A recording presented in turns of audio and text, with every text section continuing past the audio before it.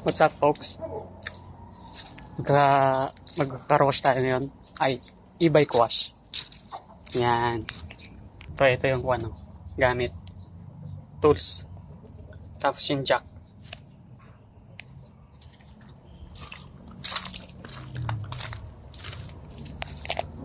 Ito yung e-bike ko. Yun o. And wow. Dirty. Napaka-dirty. So ito yung solution natin. Joy yung sabon. Tapos kailangan natin baklasin to para na malinisan yung likod. So yan, napaklas ko na. Ayan, ang dumi.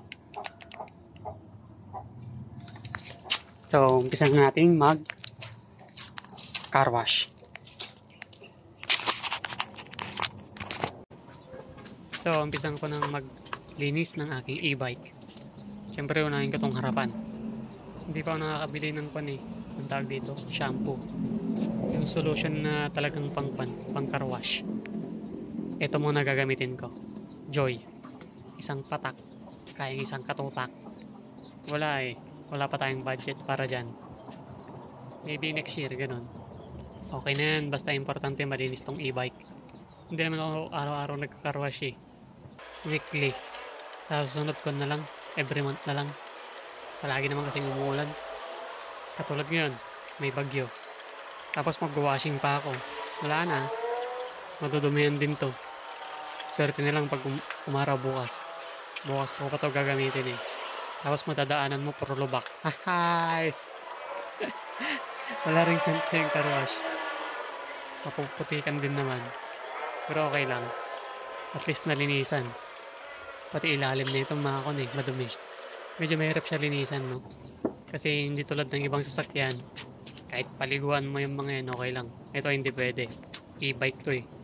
Baka mamaya may mabasa nga ang mga wire ganun. Doon masisira. Sa gulong naman ako ngayon. Tapos na ako sa harapan eh. Siyempre, pati gulong dapat makintab.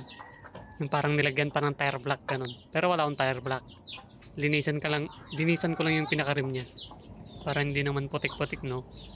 Pati tapolodo dito, isasali ko na eh. Madami rin kasi yung tapolodo na ito. Kailangan ko rin pala bumili ng extension na ito. Maigsi itong tapolodo ko eh. Tumatalsik yung putik sa pinakalikod. Kaya pala pati doon sa taas may putik. Maigsi lang talaga siya. So, konti mo ng patalastas.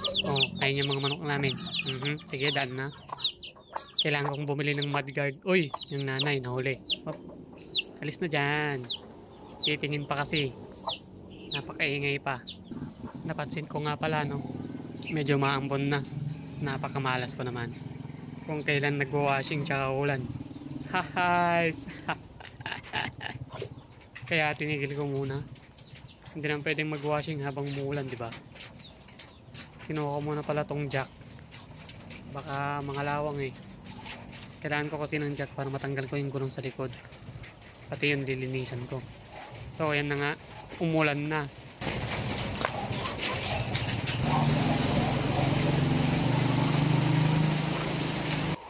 Kaya ang ginawa ko, nilapit ko yung e-bike. Malapit sa may bubong. Para hindi ako maulanan. Total yung harapan na gulong laman ang nililinisan ko eh. So ito yung fender niya. Maigsi. Yan, putik-putik yan sa loob. Kailangan ng mudguard. Bibili nga ako nun, mura lang naman. Tapos brabrushin ko to. Itong rim ng gulong ko. Para kumintab. Tsaka ako isusunod yung pinakalikod. Yung dalawang gulong niya. Kita nyo naman oh. Bulang-bula yung dishwashing liquid. Joy ba naman eh. Ang bango pa. Powered by Safeguard. O diba? Parang mamahalin din yung sabon ko. At yan, nalinis ko na. Tsaka ako babalik tong tapalodo niya. Medyo kumintab naman kahit papaano. Hihigpitan ko lang tong screw niya. Dapat yung tornilyo na ito eh. Wala lang. Sinasabi ko lang. Diba? Okay na siya. Sunod naman sa likod. Pinas forward ko na nga pala siya, no? Hindi ko na videohan yung paglilinis ko sa likod. Pero tingnan naman, oh. makintab yan. Yung rim lang hindi yung gulong. Pati yung bolts niyan, nilinisan ko. Eto nga pala yung kanya, flooring niya. Nilinis ko na din yan. Susud ko naman yung nasa likod niya. Yung basket na yan. Kakabit ko yan sa likod para matapos na. Nakakapagod din pala mag-washing. So yan, nakabit ko na. Balik ulit siya sa dati na para bang walang nangyayari. Yan. Yan na yan. Nipunas-punas ko na yan. Diba? Ang ganda niya na. So, ayun lang. Kita-kits ulit sa next vlog ko. Ilalak ko pa lang muna to bago ako umalis.